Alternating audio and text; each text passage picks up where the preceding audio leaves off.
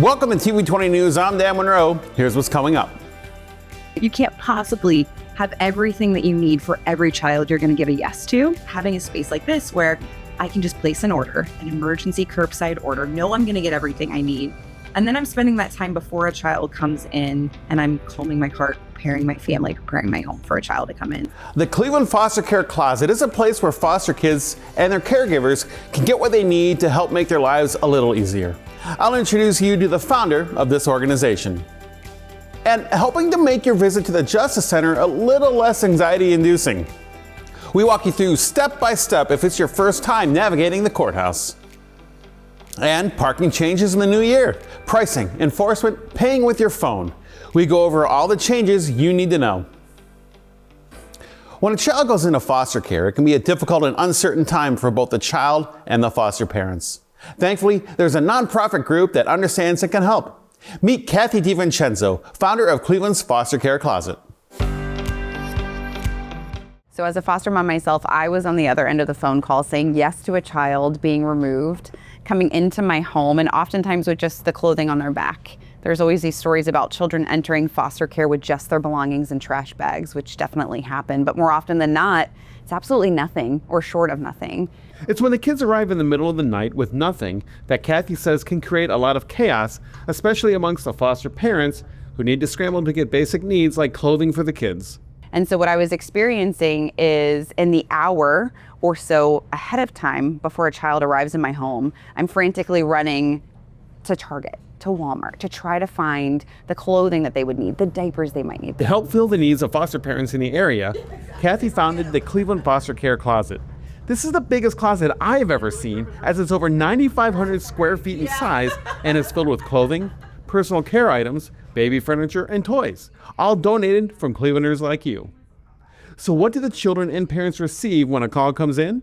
Every order that leaves our space starts with a brand new rolling duffel bag. Again, unspoken worth, but you're deserving of this, and we're marking your journey with dignity. And then from there, it's really customized not just to the child, which we take a lot of pride in, but the caregiver too. So they're gonna get about a week and a half's worth of clothes, what the kids call the boring stuff, so stuff they need, their hygiene products, their socks, their underwear. Every order gets a book because literacy is so important to us. They're gonna get a toy and a stuffed animal, which is, again, catered to that child. Kathy says the caregivers will also get what they need, like a stroller, crib, or formula. Dr. Taylor Thorpe is a foster mom, as well as Kathy's friend and president of the Closet's board of directors. She says the emphasis of the Cleveland Foster Care Closet is all about dignity.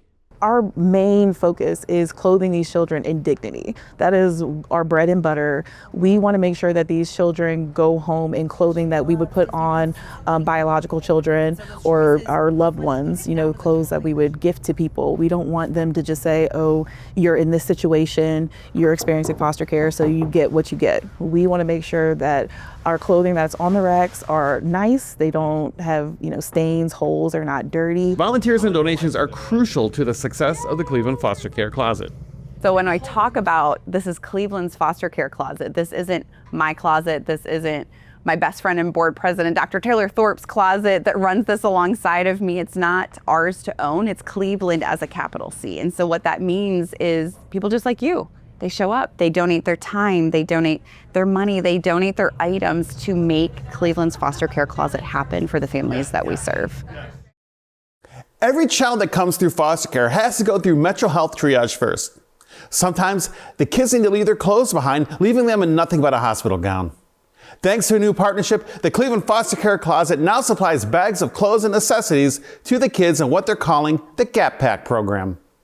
For more information on the Cleveland Foster Care Closet, or if you'd like to volunteer or donate items, visit clevelandfostercarecloset.com. It was an afternoon of bumping, setting, and spiking at the Thurgood Marshall Recreation Center as it was host to the Rec League Volleyball Championships.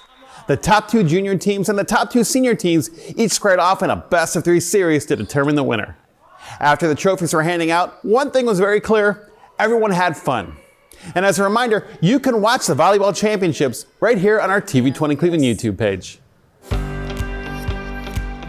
Hey Cleveland, here's a quick wrap-up of the key decisions from the January 12th City Council meeting. Legislation was introduced authorizing the city to give consent to the Director of Transportation of the state of Ohio to rehabilitate the historic Old Detroit Road Bridge near West 24th Street. ODOT will be authorized to construct the following improvements, including the plans, specifications, and estimates to rehabilitate the bridge over the abandoned CSX Railroad. The city will agree to assume and bear 100% of the cost of preliminary engineering, right-of-way, and environmental documentation. The city further agrees to pay 100% of the costs of those features requested by the city, which are determined by the State and Federal Highway Administration to be ineligible or unnecessary for the improvement. Legislation was introduced authorizing the city to give consent to the Director of Transportation of the state of Ohio to construct multimodal transportation enhancements along East 66th Street from Chester Avenue to Superior Avenue, including pavement repair and minor widening, resurfacing, ADA crossings and signal upgrades, sidewalk multi-use paths, transit waiting environments, streetscape, and lighting. Finally, legislation was introduced authorizing the city to enter into a license and right of entry agreement granting Amtrak the right to use and occupy city-owned property located adjacent to the Cleveland Memorial Shoreway to operate its rail passenger station for a period of 2 years, continuing month to month thereafter, and to make the public improvement of installing and maintaining Americans with Disabilities Act or ADA compliant improvements at the site. That's your Cleveland City Council wrap for this week. The next meeting will take place on January 26th, as there is no meeting on Martin Luther King Day. Stay tuned to TV20 for more updates on how council decisions shape your city. Last week, we reported what you need to know if it's your first time navigating the justice system. Next, in part 2, we'll walk you through what happens when you make it from the floor of first appearances to the upstairs courtrooms.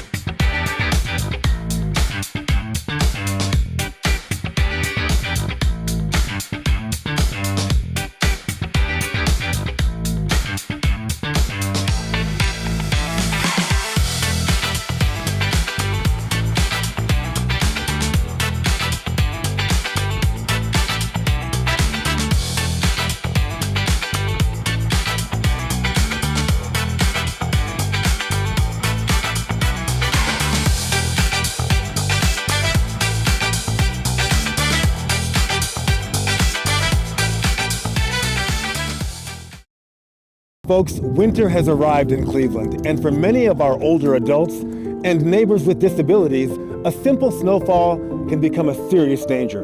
But you can change that. Become a snow hero with the Cleveland Department of Aging. Just by clearing snow from walkways and sidewalks, you help aging residents stay safe, independent, and connected this winter. Volunteer as an individual or bring your friends, coworkers, even classmates.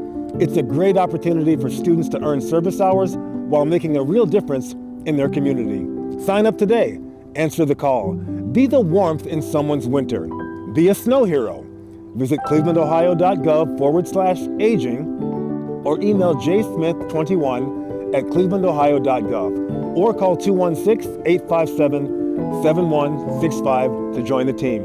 This winter, heroes aren't made in capes, they're made in snow boots.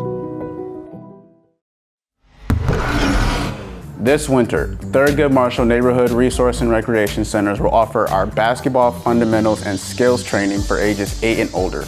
We provide all the instruction, basketballs, equipment, and space for all of our participants, free of charge. Just bring your athletic wear and tennis shoes. This program takes place every Monday at 4:30 p.m. and Wednesday at 3 p.m. in our gymnasium. The benefits of the program will give players the opportunity to enhance their basketball skills, whether you are a beginner or at the advanced level.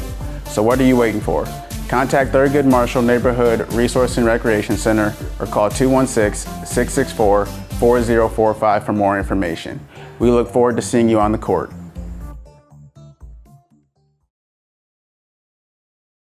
Welcome back to TV20 News. I'm Dan Monroe. Last week, we gave you a look inside the Justice Center so you know where to go if it's your first day in court. But what happens once you've made the first appearance, your arraignment, and it's time to head up to the courtroom with the judge? TV20's Gabby Hart shows us. I After you've made it past that arraignment, after your initial appearance, you're no longer going to go up to the 3rd floor. At that point, you need to find these green elevators. It's time to head up to the floor of the judge that you've been assigned to. Here's the key. The Justice Center has many floors and many courtrooms, but the Cleveland Municipal Court judges are located exclusively on floors 12 through 15. So if you have a case with the city of Cleveland, make sure that you take these green elevators to reach your assigned courtroom. Judge Andrea Nelson Moore, for instance, is located in courtroom 13A, meaning she's on the 13th floor. Judge assignments are handled by central scheduling. You'll find out who your judge is shortly after your first appearance and when you head upstairs. Either is set for a pretrial, but minor misdemeanor traffic cases, typically they're set for bench trial immediately after you come out of arraignment where you've pled not guilty. It's critical to remember that judges cannot give you legal advice, but they are committed to ensuring that you understand the process and your rights. If there's something that is questionable, I'll slow you down, and I'll also say, okay, in this case, you have a right to have an attorney. My suggestion is you take some time, talk with an attorney, and then come back. If you can't afford an attorney, you need to contact the public defender's office immediately for representation. Judge Nelson Moore spent time on both sides of the bench before she took the gavel. I'm not pro-prosecutor, and I'm not pro-defense. My motto is I'm pro-justice. The Cleveland Municipal Court judges act as impartial umpires, ensuring the prosecution meets its burden of proof in criminal cases and that all parties meet their burden in civil cases.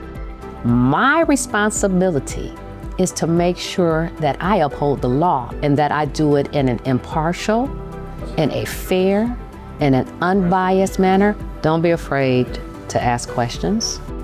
Be an active participant in what's going on with your case. For more informational videos, you can follow the Cleveland Municipal Court on Facebook, Twitter, TikTok, and X. Reporting for TV20, I'm Gabby Hart. All right, today we're talking parking in Cleveland and some changes that are coming and what you need to know. Joining me is Lucas Reeve, Senior Advisor to Mayor Justin Bibb. Lucas, thank you so much for joining me. Absolutely. What do you do? Let's say there's an event, you want to come down to the event, maybe go out afterwards. Sure. You're going to go over that 4-hour cap. What do you recommend people do in that situation? Well, I think first and foremost, I think alternate forms of transportation is always a great recommendation, right? Yeah. Take the RTA. If it's warm enough, walk, ride your bike if you're able, right? But I think generally one of the things that we've been looking a lot at in terms of our curb management, which is just a really fancy way of describing how we manage, paid parking on street and other things like loading zones and things like that, is that it's a real asset for the city. And we want to make sure, again, that those spaces are available when and where folks need it. And so if you're coming down and you're expecting to stay over 4 hours, I think we're encouraging folks to park off street, to look for some of those options for those longer term stays, so that the on-street parking is much more readily available for folks that want to turn around quicker too. That's right. Plus, there's a lot of garages you can park in too. Like, that's right. Lots and things like that really help out with that too. That's right. How is enforcement of these policies changing? How are we able to go through and say, oh, look at this car over there? How's that able to happen? Yeah, so I think, one of the things that we've heard a lot from businesses, I think is a good way to kind of segue into this answering this question, is that, there's a lot of businesses who have reached out and said, listen, there's cars that are parked in front of our business for sometimes hours and hours or days on end. These are literally right at the front door for businesses, great parking spaces in our commercial corridor. And so that's driven a lot of our thought process around what the policy looks like.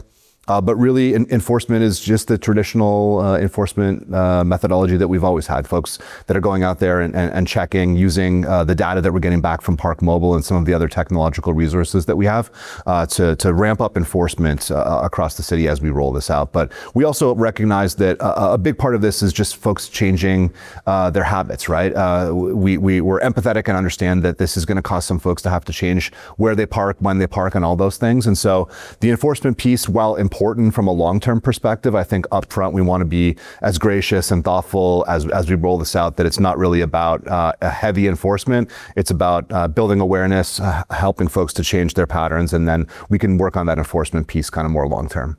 Now, earlier you mentioned Ohio City. Are there any kind of different changes going on in Ohio City? I know when I go in there, it seems like there's cars everywhere. Are there new enforcement rules going in effect in Ohio City specifically? Yeah, so great. I thank you for going to visit Ohio City. I do as well. Great town. It's fantastic neighborhood, right? Neighborhood, yeah. And yeah, parking's a challenge there, right? You know, as we've been looking to put this new policy together and look at what implementation and most importantly, building awareness and communication with folks out there on the ground who these changes will impact directly. We've obviously spent a ton of time walking, whether it's on Lorraine, on West 25th, on Detroit, and in the Hingetown neighborhood, just to get a sense of what some of the key challenges are, engage with stakeholders, and make sure that this works for as many people as possible. In Ohio City, for the first time, there will be enforced on-street metered parking in Hingetown on a handful of streets there. Still wanting to be able to balance the need of residents that are there that have been used to parking on the street, make sure we still have parking available for those folks when and where they need it on the street outside of where they live. Also balancing that with the commercial folks who want to have parking for their staff and for their guests, and even some of the office tenants around there as well. So just trying to endeavor to balance all of those needs, which is challenging. But at the same time, so there will be some changes in Ohio City. Hingetown enforced parking for the first time, and then also downtown Euclid Avenue will have enforced parking where it hasn't before. Lucas, thank you so much for joining me today. A lot of great information. Yeah. If people want more information on parking in Cleveland, where can they go? Check out our website. That's really the best way. We've endeavored to make sure there's as much information as possible on there. Maps, information that's helpful to you, as well as the ability to ask questions. So folks have been reaching out just for points of clarity on the parking policy or to express comments and questions for us, and we get back to all of them. So if there's something that comes up that folks are interested in, the website's the best place. Lucas, thank you very much. Absolutely. Next on TV20, we sit down with local author Melody Chu to hear about a life-threatening experience that led to her debut novel and talk about how storytelling can help raise awareness for mental health. Greetings, I'm TV20's Cornell Calhoun III, award-winning playwright, producer, filmmaker, and proud son of Cleveland, Ohio. I am the host of Conversations with Cal and Creative Focus that celebrate the city's incredible art scene.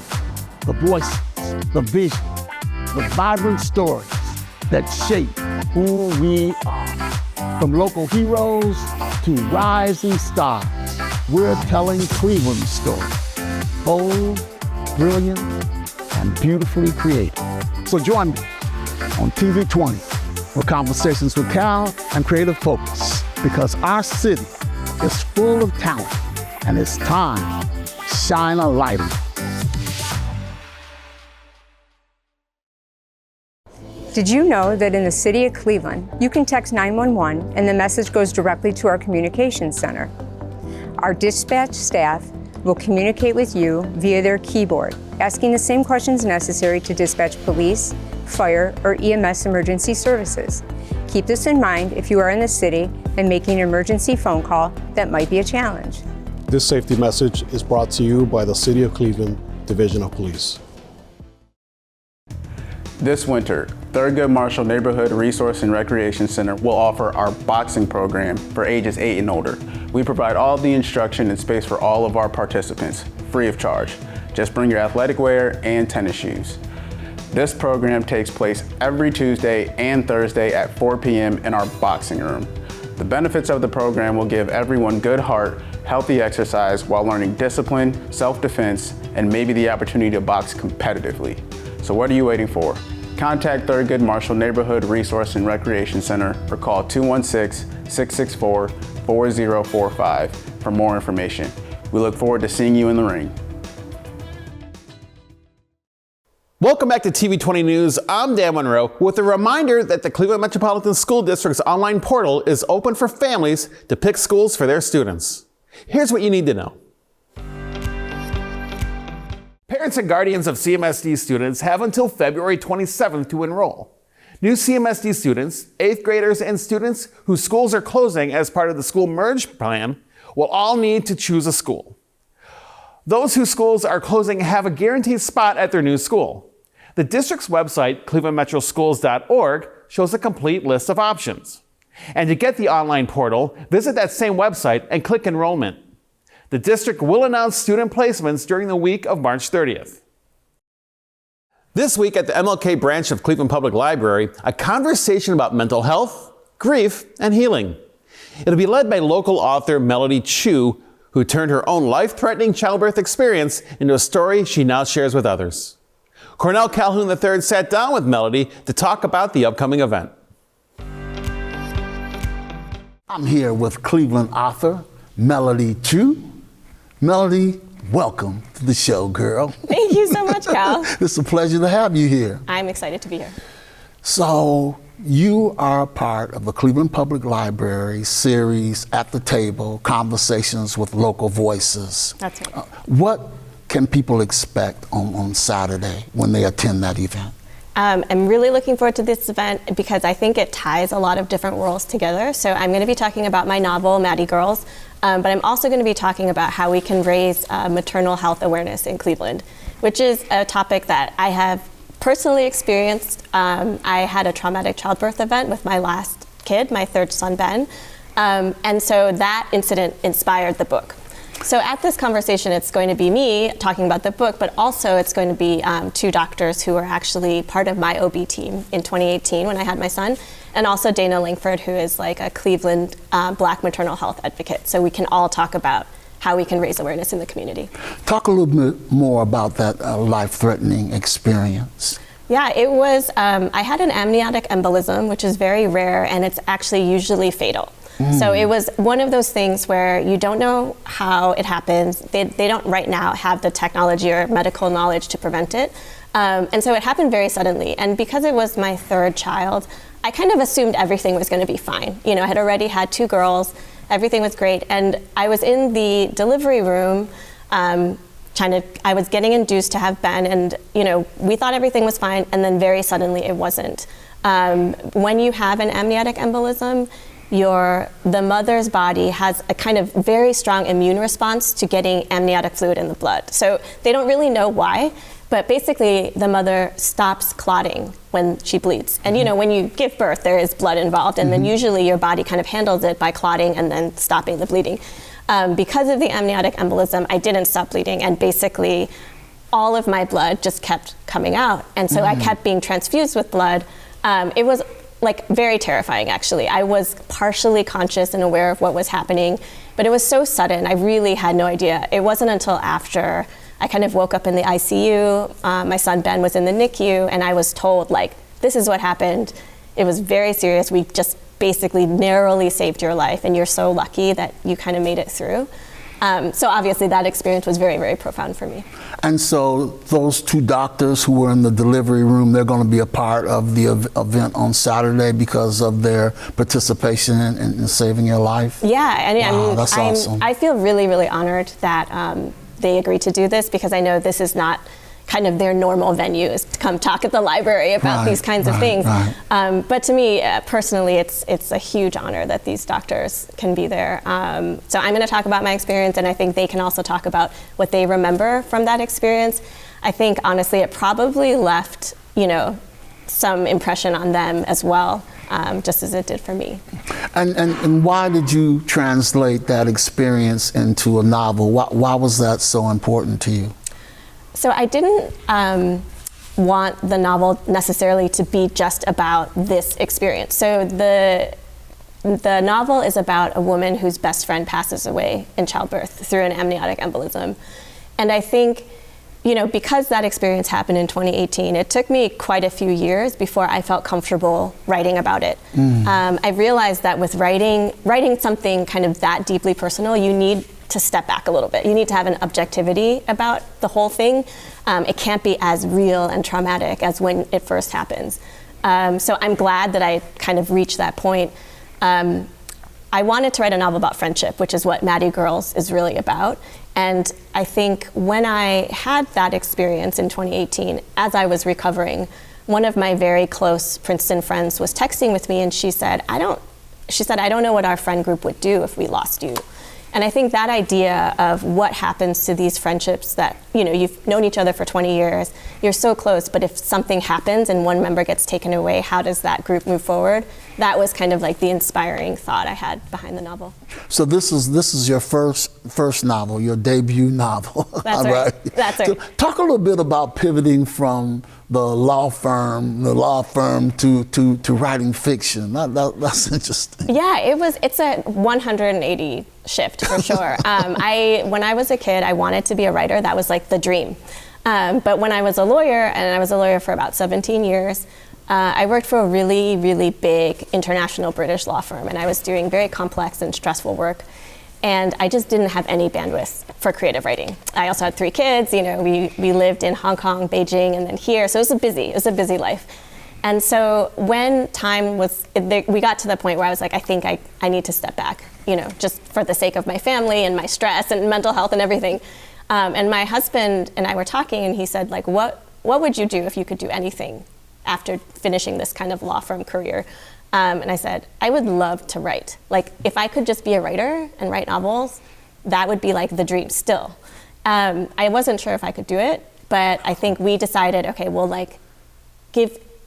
take a couple years and see if I can make that happen. Right. And I made it happen. You so made it happen. It's really exciting. I still am practicing part-time as a lawyer now. I think I can't say that, I'm just living as a writer. You know, Right, exactly, I'm still an exactly. attorney. But the fact that I got this chance to write this novel and bring it out into the world has been so amazing. Okay, and amazingly, where can people purchase the book? Yeah, so it's basically on anywhere online. You can buy it, and it is in several local bookstores. So it's at Loganberry, Max Backs, Fireside.